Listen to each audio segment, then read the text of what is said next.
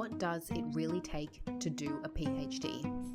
The grit, the doubt, and the determination behind the degree. Beyond the glossy brochure version lies the real story. Long nights, unexpected setbacks, and moments of pure discovery.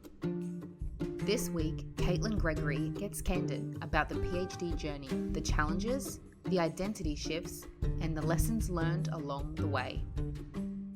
Professionally Psyched is the podcast that brings you cutting-edge psychology research and real-world insights from our psych community of clinicians, researchers, and educators alike. We're here to explore how psychology shapes our everyday lives and impacts the world around us. Hi everyone, and welcome to Professionally Psyched. I'm Dr. Alison Sheaves, lecturer in the Psychology Department at James Cook University. And before we get started, we would like to acknowledge the custodians of the land in which we record. And for me today, that's the Bindal and Wulgurukaba peoples. And I pay my respects to elders past and present, and extend that respect to all Aboriginal and Torres Strait Islander peoples and cultures from wherever you may be tuning in from across the country. We are back with another episode of Professionally Psyched. Today, we join our host, fourth-year psychology student Renee Clark, as she chats with Kaitlyn Gregory, a second-year PhD candidate exploring evolutionary psychology and modern dating. From overcoming academic setbacks and working as a rural youth caseworker, to researching relationships beyond traditional heterosexual and cisgender perspectives, Kaitlyn shares the real, unfiltered PhD experience, imposter syndrome, balance, and all. Whether you're considering a PhD, in the thick of one, or simply curious about inclusive psychological research, this episode is for you. Enjoy. Hi, I'm Renee Clark. I'm currently a fourth-year psychology honours student at JCU. I'm excited to be chatting with Kaitlyn Gregory today about her PhD research and journey that led her there. Hi, Kaitlyn. How are you going? Hi, Renee. I'm good. I'm so grateful to be here. How are you? I'm good as well. Thanks for being here. So to start us off, could you tell us a bit about yourself and what's been keeping you busy lately? I think the best way to describe myself is that I am a 25-year-old woman trying to figure out my life. And amongst all of that, I am a second-year PhD candidate at James Cook University. And that is very demanding and it can be rewarding, but it's messy and it's really overwhelming. So it keeps me busy and it keeps me on my toes. As well as all of that, I'm also trying to be a really good partner and a good friend and a good family member at the same time and loosen the grip of what I feel like is this plague of perfectionism of being a 25-year-old woman. So my life is very full right now. It's very, very busy. It's the busiest that I've ever known my life to be. But I'm very grateful for the challenges and the growth that I'm experiencing right now. Wow, I love the enthusiasm and the dedication to persevere through how busy you are. You mentioned that you're a second-year PhD candidate, so I have to ask you, what topic is your PhD focused on? It's an interesting topic. So the bigger field is evolutionary psychology, which is basically the idea that our modern behaviors and our feelings and our social interactions reflect traits that once helped our ancestors to survive and reproduce. So within that field, I look at how those ancient pressures might have shaped the way that our minds work today in terms of dating. So that's looking at who we're attracted to, why we're attracted to them, whether people are more interested in casual sex or long-term relationships, and how the dating pools that we're in influence the partners around us. So what's interesting about that for my PhD is that all that research has already been done, but it's been done in one population, and that population is heterosexual, cisgender, males and females. And to understand the whole picture, my PhD is asking, do these theories of evolutionary psychology, does modern dating apply to gender and sexual minorities? And I think by researching that, we might be able to build a whole mosaic of an understanding of human mating instead of just looking at this one tile that keeps getting hammered time after time again. So let's rewind a bit and go back to the start of your journey for being an undergrad into honours. Could you tell me a bit about that pathway for you? So I started in 2019. I was in a Bachelor of Psychology honours at the University of New England. And I've always been very hardworking and very studious, but trying to keep up this impossibly high GPA for an honours stream that was still years away. And when you're 20 years old, 3 years feels like years away, was exhausting. So I really started living my life while I was studying. I started making new friends and I was traveling and I was dating and I was working and I was doing what a 20-year-old should be doing. And so while my GPA stayed high, it was not high enough to get into the honours stream at UNE. So I graduated with a 3-year degree. And at the time, my plan for finishing psychology was to get into honours and study clinical psychology.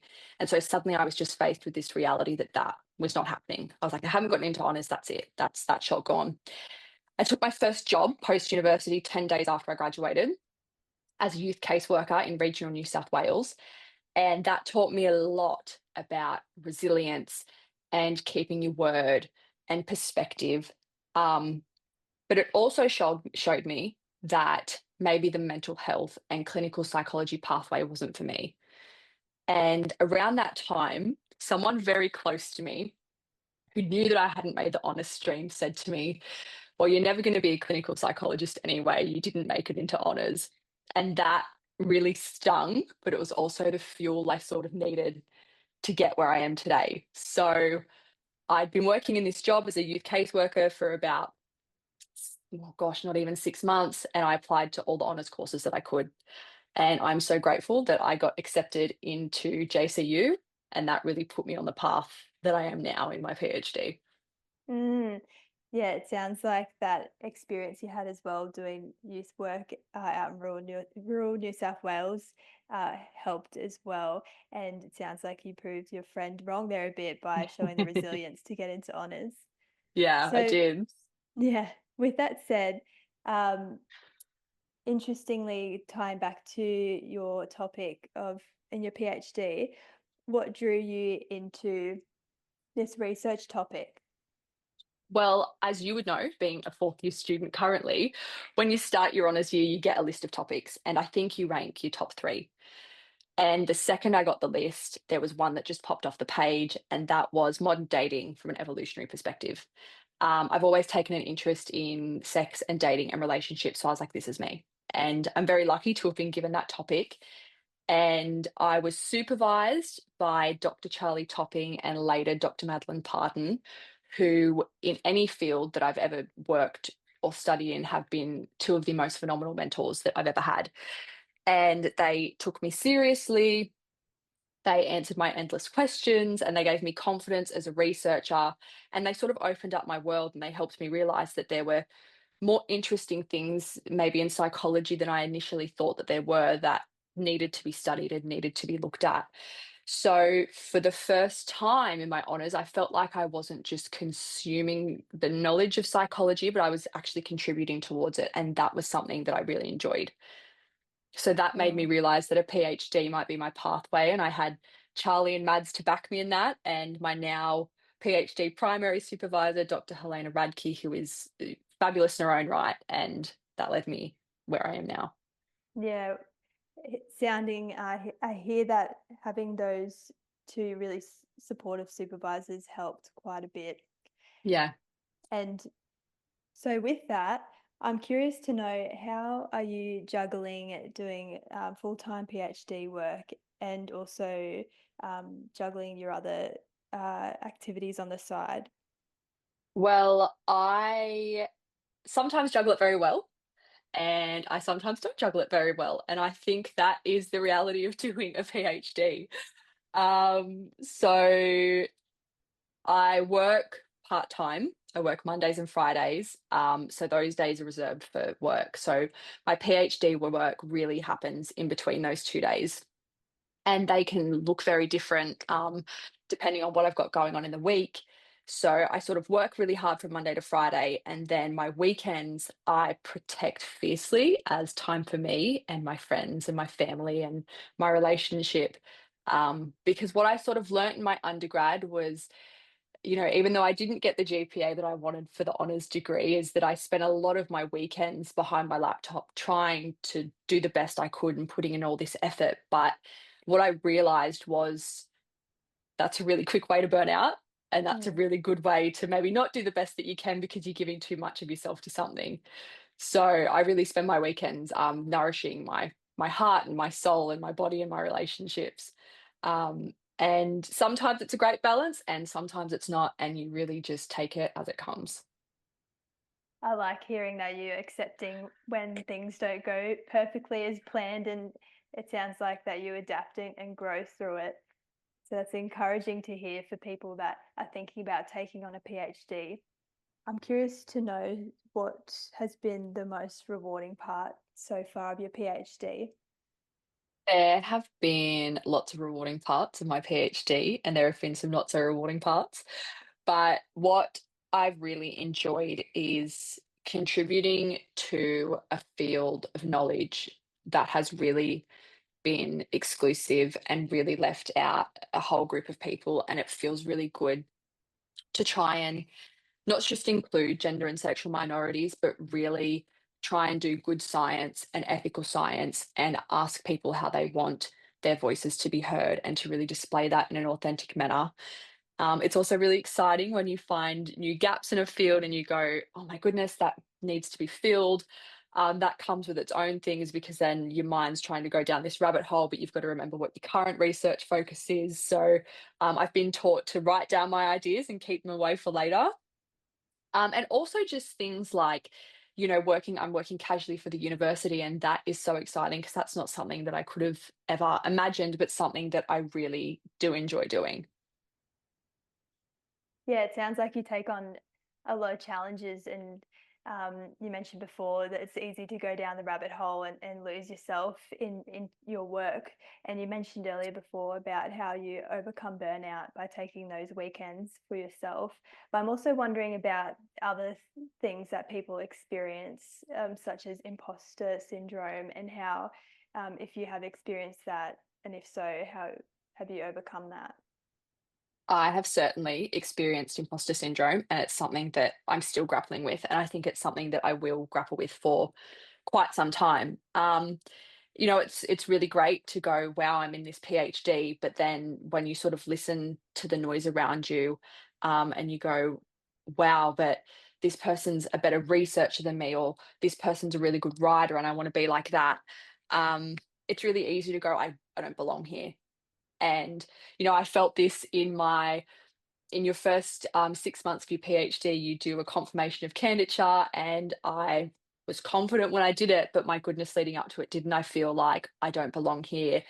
I don't know any of this. I don't, like, of course you know it.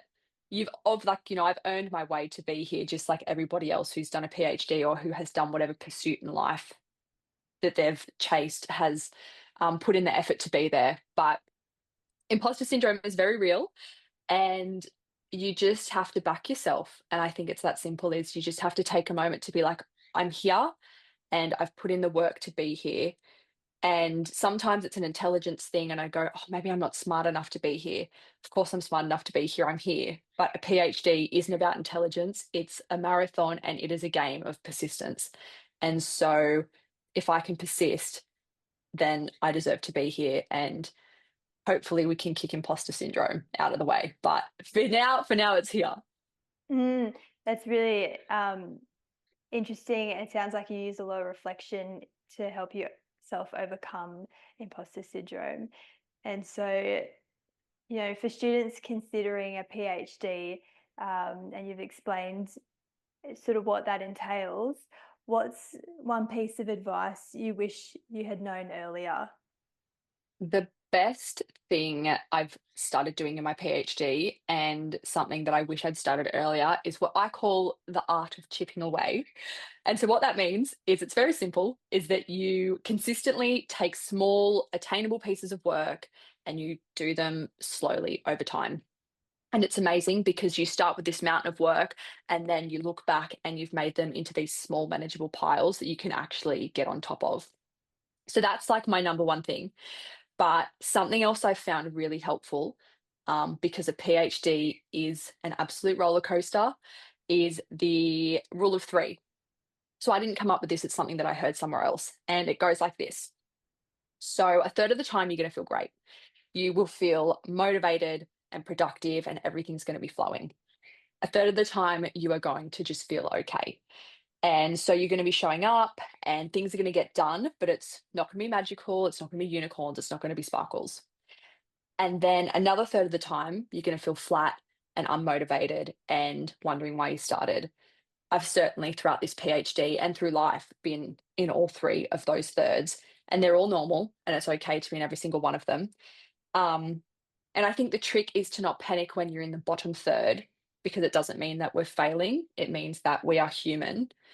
So if we keep chipping away through the hardest stretches, eventually we'll cycle back into the okay and into the great thirds. And over time, all those little steps add up into something really powerful. And then we've looked back and suddenly this project is where we wanted it to be, hopefully. I like that you've broken it down into thirds. People who are quantitatively minded might like that one with breaking it down into more bite-sized pieces. Thank you for sharing that way of dealing with such a project that is quite large as a PhD. And so with that said, thank you so much for sharing your insights into your PhD journey thus far, covering sort of areas that can help overcome challenges such as burnout, imposter syndrome, and mental health challenges has really been insightful. So I thank you. Thank you. Thanks for having me. It's been nice to be able to talk about that. Yeah, and I can't wait to read some of your research that comes out in the next few years. Yeah, I'm excited to get it out there and to have people reading it and have their own cogs turning in their brain and seeing why what we're doing is really important for, not just one population, but a whole of society, so that we build a science that includes everyone. Thank you so much, Kaitlyn. Appreciate No, your thank time. you. Thanks for listening to Professionally Psyched. This podcast would not be possible without the ongoing support of our psych community. If you would like to show your support, or if you want us to cover anything on the podcast, reach out via our emails. And don't forget, you can listen to full episodes on Spotify.